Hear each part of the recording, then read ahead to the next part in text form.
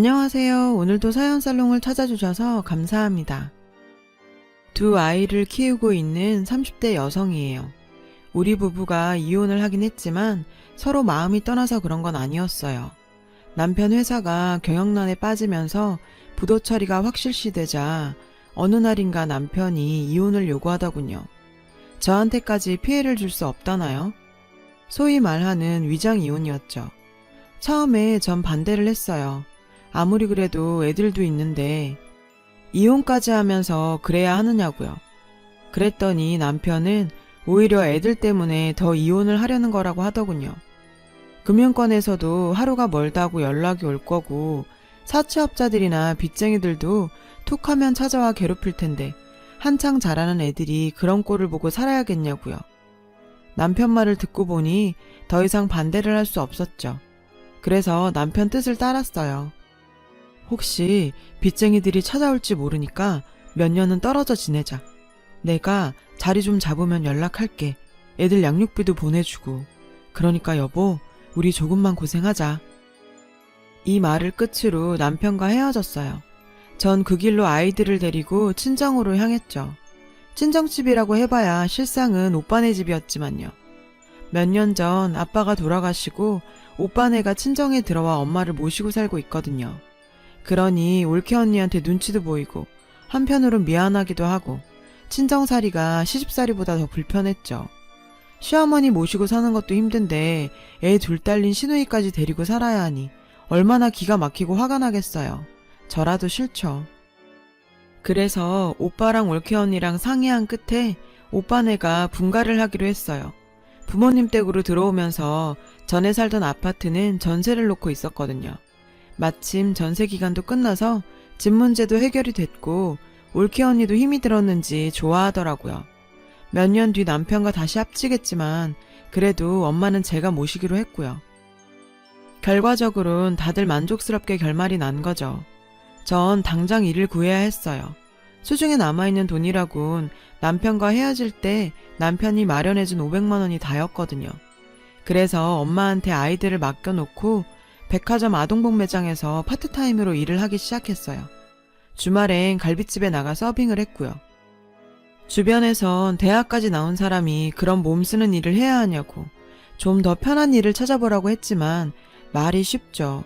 편하고 돈 많이 주는 자리가 경단 여인 절 위에 존재할까요? 어림도 없잖아요. 그리고 전 아이들을 데리고 먹고 살아야 한다 생각하니 힘든 거, 창피한 거 생각할 겨를이 없더라고요. 내 새끼 굶기지 않고 먹이고 입히고 살 수만 있다면 뭐든 할 기세였죠. 그렇게 반년쯤 지났을 무렵 제가 일하던 백화점 매장에서 우연히 대학 동기를 만났어요. 몇 년 전 이혼을 하고 현재는 인터넷 쇼핑몰을 운영하고 있다고 하더군요. 플러스 사이즈 여성들 옷을 전문으로 파는 쇼핑몰인데 오픈 당시엔 그런 쇼핑몰이 흔치 않아서 생각보다는 쉽게 자리를 잡을 수 있었고 현재 규모도 좀 커져서 직원을 여럿 두고 있다고요. 친구는 제 사정을 듣고는 괜찮다면 자기네 회사에서 일해보지 않겠냐고 하더라고요.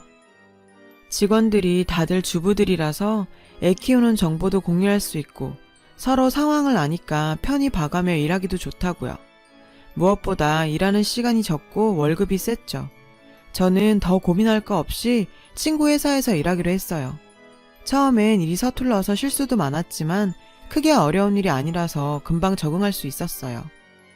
얼마 뒤엔 직원들이랑 다들 친해져서 언니 동생하며 지내게 됐고요. 그렇게 2년쯤 지나자 다들 식구처럼 친해져서 애들 학원 픽업도 같이 하고 서로 쉬는 날 애들 데리고 키즈카페나 놀이공원도 같이 다니곤 했어요. 아빠의 빈자리가 조금 아쉽기는 했지만 가족처럼 가까운 사람들이 생겨 그런가 아이들도 구김살 없이 잘 자라줬고요. 그 일이 있기 전까지는요. 여름 히트 상품 덕에 보너스를 두둑하게 받은 직원들은 단체로 제주도 여행을 떠나기로 했어요. 아이들을 데리고 가는 거라 항공권부터 렌트카, 숙소까지 챙겨야 할 게 한두 개가 아니었죠. 그래도 오랜만에 여행이라 다들 들떠서 힘든 줄 모르고 준비를 했어요. 그렇게 들뜬 얼굴로 항공기에 탑승을 했죠. 그런데 앞자리에 떡하니 남편이 앉아있지 뭐예요. 게다가 젊은 여자랑 함께요. 큰애는 못 보고 지나쳤지만 작은 아이가 아빠를 보곤 아빠! 하고 소리쳤죠. 그러자 남편은 귀신이라도 본 사람처럼 얼굴이 하얗게 질려선 냉큼 고개를 돌리더군요. 작은 애는 자신을 외면하는 아빠를 보곤 울음을 터뜨렸어요. 아, 좀 들어갑시다. 그 순간 뒤에서 누군가 소리쳤어요. 우리 뒤로 탑승객들이 줄줄이 뒤따르고 있었거든요. 하는 수 없이 전 일단 작은 아이를 데리고 우리 자리로 갔어요. 그런데 갑자기 앞쪽에서 시끄러운 소리가 들리지 뭐예요. 보니까 남편이 여자와 함께 자리에서 일어나 기내를 빠져나가려고 하더군요. 탑승하는 사람들을 뚫고서 말이죠. 그 바람에 기내가 소란했던 거예요.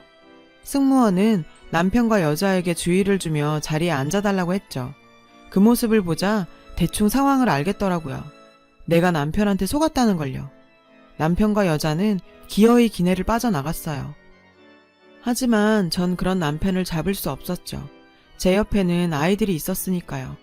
작은 아이는 연신 아빠를 찾으며 칭얼댔고 상황을 모르는 큰아이는 그래도 자기가 형이라고 동생을 달래더라고요. 아빠는 백밤 자고 온댔어. 그러니까 울지 말고 기다려야지. 뚝. 순간 울컥했어요. 어린애들은 이렇게 서로를 다독이며 보고 싶은 마음도 참고 아빠를 기다리는데 아빠라는 인간은 제 자식도 버리고 젊은 년이랑 저러고 있다니. 제주도에 도착하자마자 전 남편한테 전화를 걸었어요. 없는 번호라고 나오더군요. 그래서 남편한테 이메일을 보냈죠. 어떻게 된 상황인지 설명해달라고. 메일을 보는 즉시 전화하라고요. 그날 밤 메일 수신 확인을 해보니 남편이 제 메일을 읽긴 했던데. 하지만 제주도에서 돌아오고 일주일이 지났는데도 남편의 전화는 없었죠. 저라는 사람은 감정이 고스란히 얼굴에 드러나는 사람이라 직장 동료들도 저한테 무슨 일이 있다는 걸 눈치챘던 모양이에요. 그중 가장 친하게 지내는 언니가 무슨 일 있냐고 묻더라고요. 다들 걱정한다고. 전 상황을 얘기해줬어요. 그랬더니 남의 부부 일이라 끼어들긴 그렇지만 아무래도 너 내 남편한테 당한 것 같다. 업체에 부탁해서 한번 알아봐. 더 늦기 전에. 저 역시 내심 그런 마음은 가지고 있었지만 솔직히 겁이 났어요. 잔인한 진실을 받아들이기 힘들 것 같았거든요. 그날 밤 밤새 고민을 했어요. 그리곤 업체를 찾아가 남편의 뒷조사를 의뢰했습니다. 결과가 나오기까지는 한 달여의 시간이 걸렸어요. 역시나 예상이 맞더군요. 남편의 회사 사정은 부도가 날 정도로 심각한 상태는 아니었지만 남편은 고의로 부도를 냈던 거예요. 직원들 몰래 엄청난 돈을 다 챙긴 뒤였고요. 그리곤 상간녀한테서 낳은 딸의 출생신고 때문에 서둘러 저와 이혼을 했던 거였죠. 위장이혼이라고 속이고선 말이에요. 현재 근교의 고급 타운하우스에서 상간녀와 함께 살고 있다고 하더군요. 조사 결과를 듣는 내내 전 피가 거꾸로 솟는 것 같았어요. 당장이라도 달려가 이 연놈들의 머리채를 잡고 싶었죠.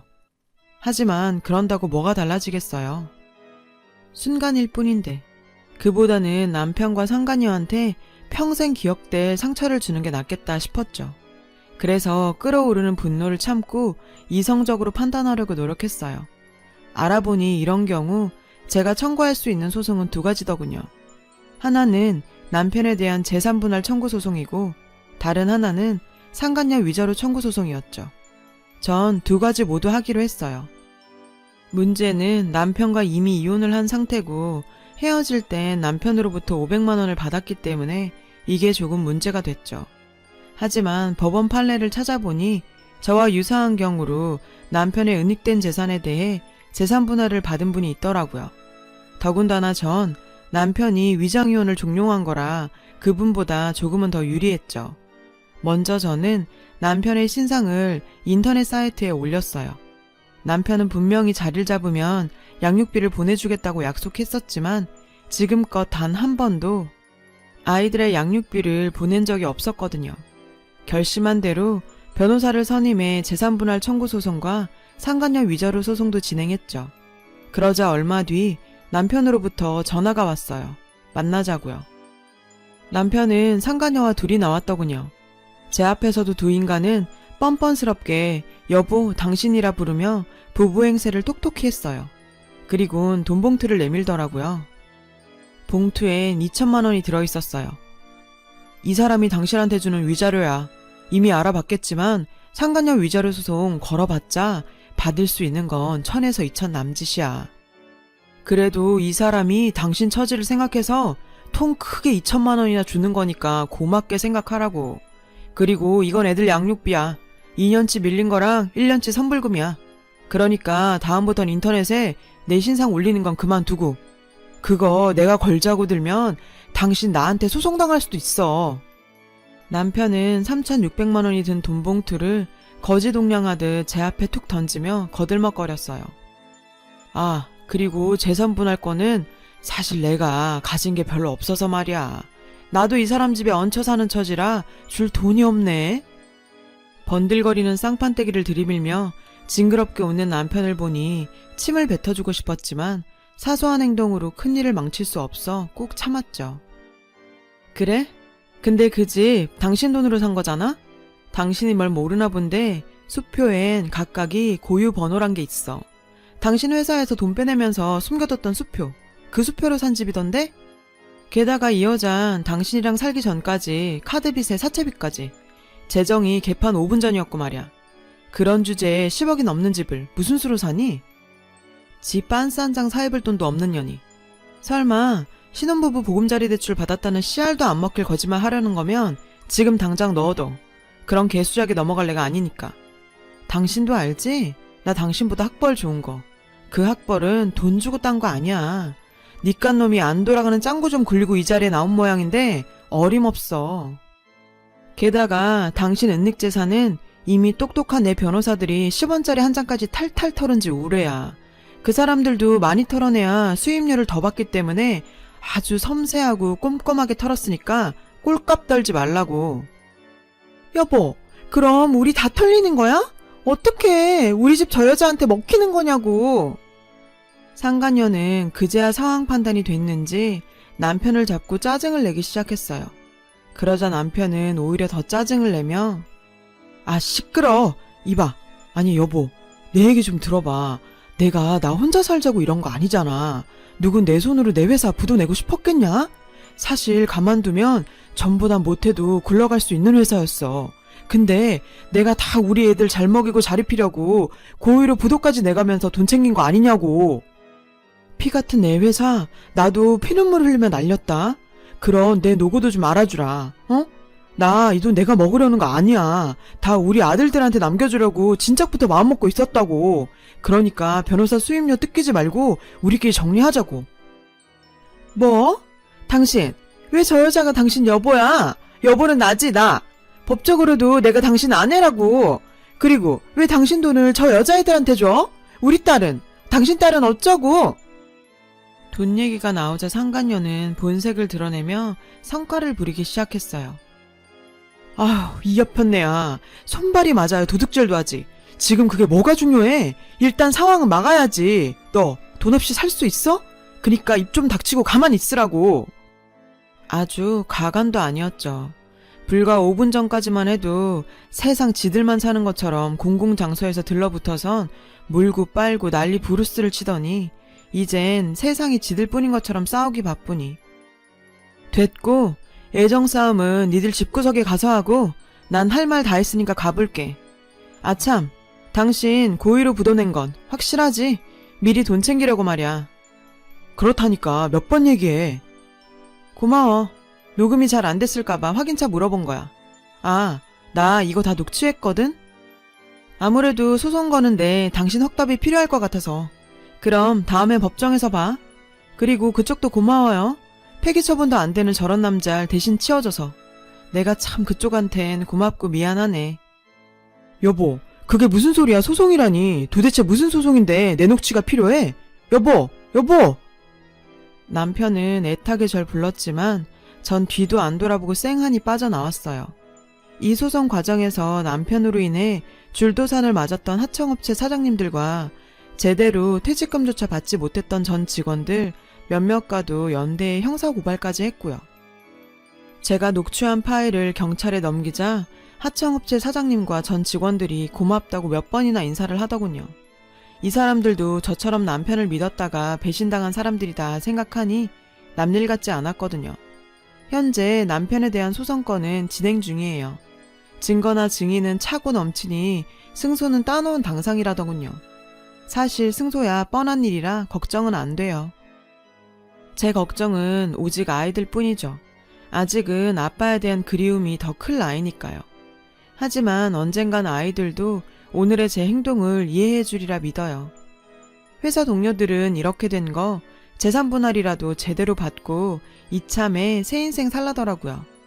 그딴 놈 일찌감치 잘라낸 것도 제 복이라며 그래도 남들은 돈도 못 받고 헤어지는데 돈이라도 챙기게 됐으니 얼마나 다행이냐고요. 네, 맞아요. 생각지도 못했던 돈도 생기고 좋죠. 하지만 지난 10년간 믿고 살았던 남편에 대한 배신감과 상간녀에 대한 상처는 아물 때까지 시간이 걸릴 것 같아요. 10길 물속은 알아도 한 길 사람 속은 모른다더니 옛말 틀린 거 하나 없어요. 그래도 한때 사랑했고 그래서 가정까지 꾸렸던 남자인데 제가 모르는 이런 모습을 가진 사람인 줄은 꿈에도 몰랐거든요. 여러분은 저처럼 사랑에 울고 사람에 속는 일 없으시길 바래요. 지금까지 제 사연을 들어주셔서 감사합니다. 여러분, 사연 댓글에 응원과 현명한 조언 부탁드려요. 좋아요와 구독은 저에게 큰 힘이 됩니다. 오늘도 좋은 일 가득하세요.